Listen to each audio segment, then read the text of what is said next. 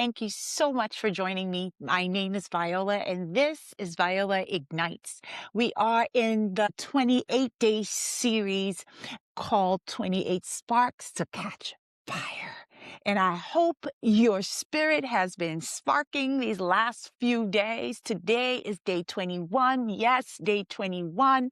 This week, we've explored the different gates that you must be aware of if you are going to be a collaborative partner with God for transformation in this season. We've talked about the eye gates, the ear gates, the mouth gate. And today, I think the most important gate, the gate of our heart. So we'll just dive right in.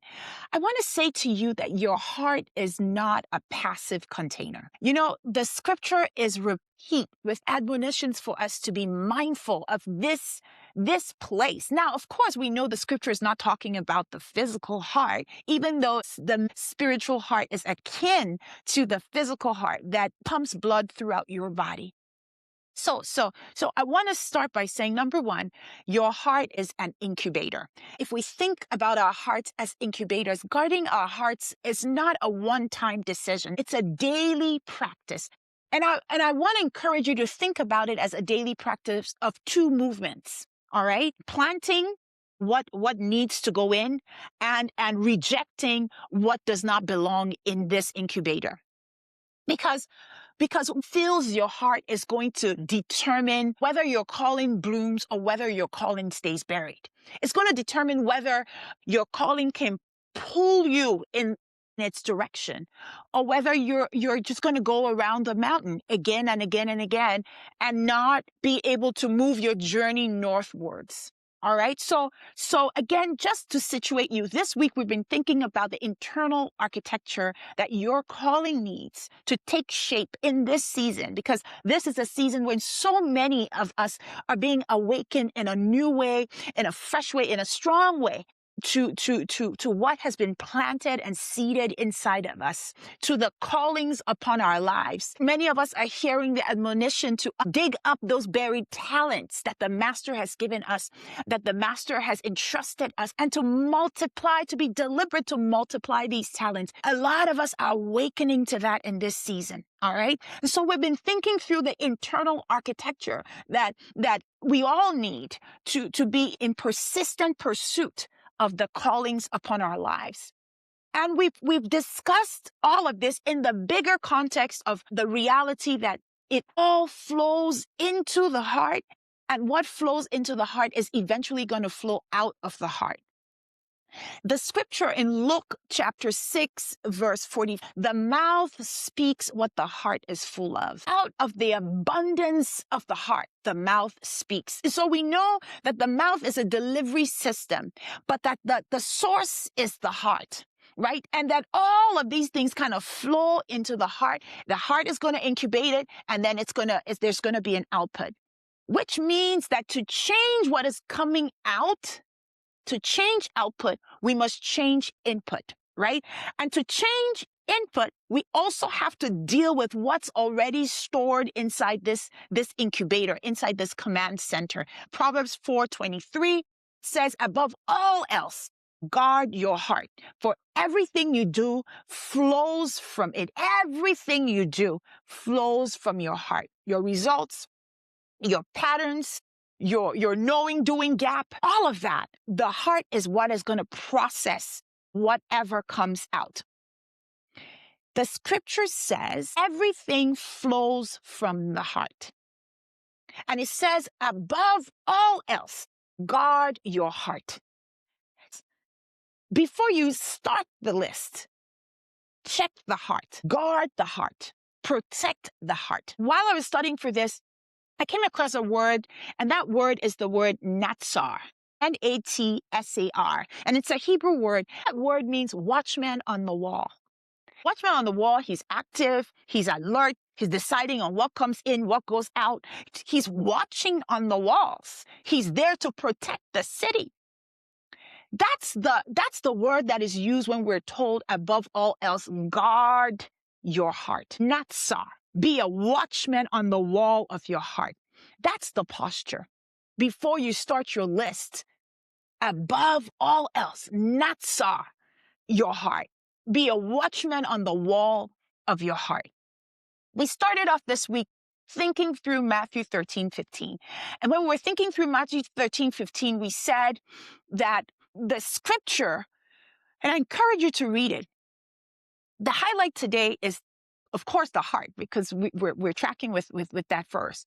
It says, this people's heart has become calloused. A callous heart does not feel. The heart, it's become cold. It's become non-responsive. It's not as sensitive. It's not as responsive. There's a layer that has formed around it. That layer can look like you know the truth. You know what you ought to do, but you're not doing it. You know the word for the season, but you're not pursuing it. You know the disciplines that you need to activate, but you're not as sensitive. You're not as responsive to stimuli. So the woman with a callous heart has not stopped believing. She believes, but she doesn't move. She doesn't move. The heart is callous. And I want to stop and say here today to you that when you let fear in your life and you don't confront it, you don't deal with it, a layer forms. When you hear the truth and you don't move on the truth, you choose comfort, a layer forms. Every time you're rehearsing why Y and Z will not work, a layer forms. Every time you're hesitating, instead of taking the step in faith, a layer forms. This is the callousing on a practical level in so many of our lives, right? So back to Matthew 13:15. Let me just read it again. It says, for the hearts of this people have grown dull. Their ears are hard of hearing, and their eyes have closed, lest they should see with their eyes and hear with their ears, lest they should understand with their hearts and turn, so that I would heal them. This mechanism was never made for condemnation. This mechanism was showing us where healing would come in. It enters through the heart that you have decided to guard, that you have decided to be a watchman on the walls over. Here's the two-part system. I said in the beginning, reject and plant. Reject stuff from entering and plant. Now, of course, for some of us, we might need to go through a reset and uproot stuff to give ourselves the reset that we need. All right. So I want to just say that guarding your heart, it's active cultivation, right? And I think that to some degree, those reject and plant movements are needed on a daily basis. You want to be sensitive to say, nope, I'm not letting this in, right? On a daily, on a weekly, on a monthly basis. Nope, this has no part in this incubator, because if I leave it here, it's going to grow and it's going to come out multiplied. All right. So movement number one, you want to reject what does not belong in your heart.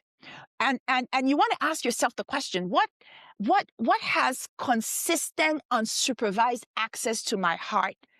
Okay. And whether or not these things that have consistent, unsupervised access to your heart are things that are keeping you from your calling, are things that are keeping your calling from blooming, from blossoming, from multiplying, from being a blessing to your world. What has a key to your heart and has unfettered access? Is it fear? Is it comparison?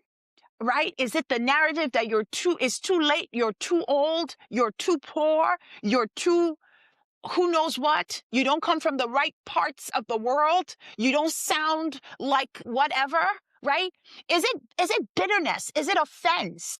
What has unfettered access into your heart? What has the key? What needs to be rejected, to be uprooted? What has become a resident in the incubator of your heart, in the city of your heart, that could have been a visitor or could have been a stranger that just knocked on the door? You want to ask yourself that question, because again, a watchman is going to identify the things that don't belong and is going to evict them. It's going to say, you don't belong here, get out. Okay? You're not a resident here, get out. You're not a citizen here, get out. You have no place here. get out. A watchman is going to be engaged in the affairs of letting in, ejecting, of evicting, of rejecting. So ask yourself, if my heart is the incubator of my calling, what is being incubated that I don't want to birth, that I don't want to bring forth? Because again, the incubator is neutral to what you're placing inside of it. But an incubator is going to follow a principle. Anything you place inside of it is going to come out multiplied. It's going to come out much more than what you placed in. So you want to be sensitive to this reality about how this thing works. You're going to name it. What is being incubated that I don't want to give birth to, that I don't want to bring forth, that I don't want to multiply? All right. And you're going not only to identify and name it, I think you're going to take a decision today that you no longer have access. Access denied. I've changed the locks. I've changed the password. You can't come back in here. That's what some of us have to do, right? You have to say to that bitterness, gone, be gone. You have to say to that story of you not being enough, be gone. You have to say to that story of you not being able to succeed at what you are mantled and mandated to do on the earth, enough, be gone. It's the decision that you need to make. This is being decisive, that you have stayed here too long. I am the watchman on the wall concerning this incubator, and I evict you. All right. Proverbs, again, where we are, 4:23, it says, you are the watchman. You are the one that guards it, and you are the one that serves it eviction. That responsibility is yours. Movement number two, you're going to plant what does belong in this city, what does belong in this heart, what does belong in this incubator. And remember the rule now, the incubator is neutral to what you plant. It's neutral to what you keep inside. But the rule is it's going to produce more than you plant. So we're mindful that rejection, eviction is not enough, that we also have the role of planting. We also have the role of being deliberate and intentional about what it is that we want in here. Because our focus this week is really thinking about the pursuit of calling, the pursuit of our callings, sparking us to be ignited into bold moves concerning our callings, concerning our purpose, our assignments, concerning the talent that we've been given by the Master to multiply on the earth. Since that's our focus, permit me to use this in that direction. We have to plant what belongs in our heart, right? So we want to be intentional. What does my calling, right, need incubated in my heart? I want you to ask yourself that question. What does my calling need in this season? What does my calling need incubated in my heart? Because what I incubate in my heart is going to grow. It's going to produce a harvest. So what does my calling need? Does your calling need clearer vision?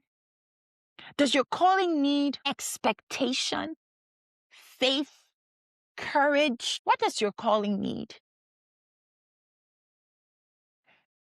And you don't wait to feel it. You understand the system. You have to plant it, right? You have to plant it. And sometimes this is what planting looks like, right? Scripture that speaks to your calling, right?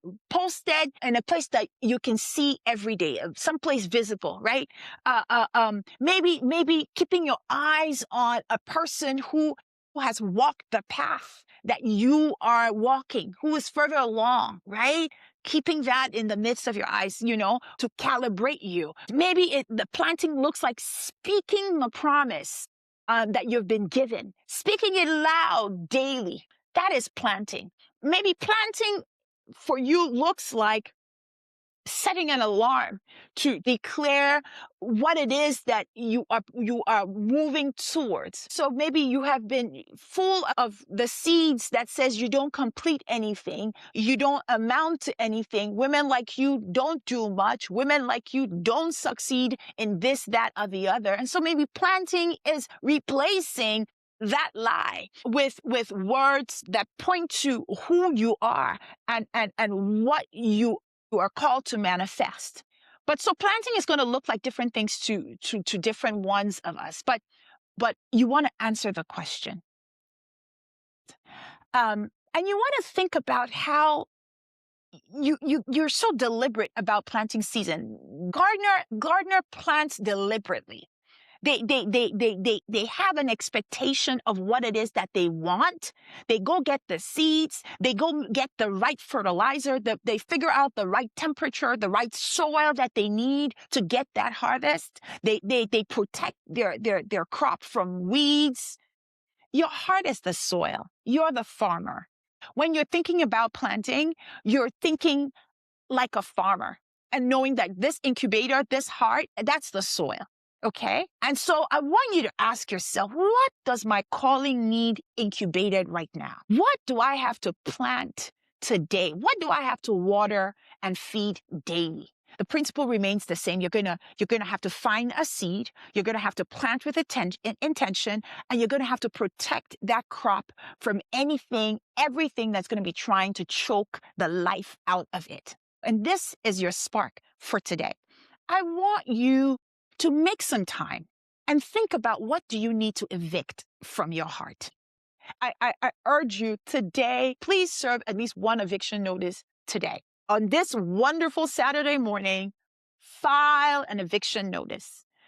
Thank you for joining me this week. Next week is our last week, and we're going to spend all week talking about time, how we use our time, how we understand time, how we spend time, how do we manage time in the light of eternity. So we're going to have a very important set of discussions next week. On Sunday, as we always do, I will go live this Sunday because it's our last Sunday. Come on with your questions that you've had from the series so far.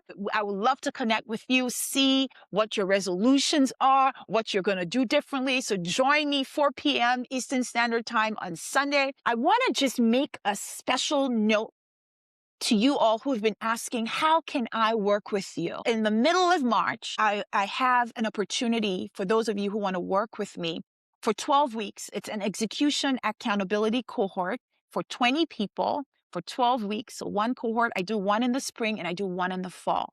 And if you want some information about this, you can go to ignitemyear.com, ignite, I-G-N-I-T-E, myear, MYYEAR.com.